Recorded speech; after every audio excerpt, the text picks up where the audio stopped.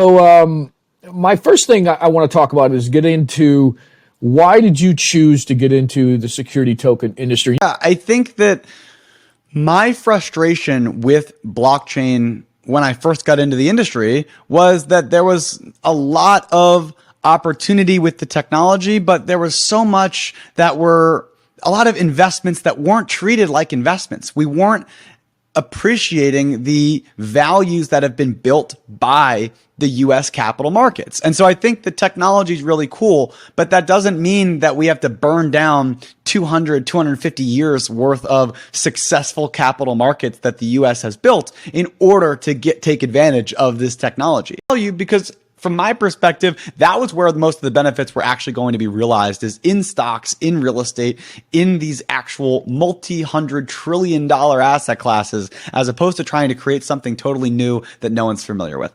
And now we have an SEC coming in with a heavy hand and basically declaring everything a security, with the exception maybe of Bitcoin. I mean, Gensler wasn't answering any questions.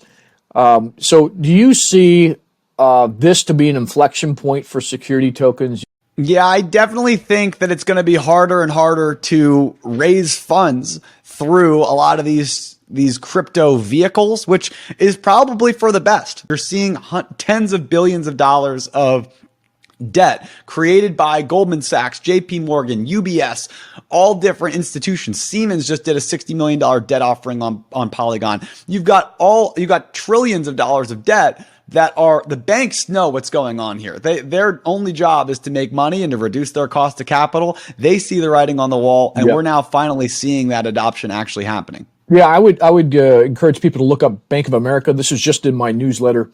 They finally signed on. I mean, old stodgy Bank of America. Citi did a great report. It's like a 162-page report on tokenization of real-world assets. So the banks are starting to get it unbelievably.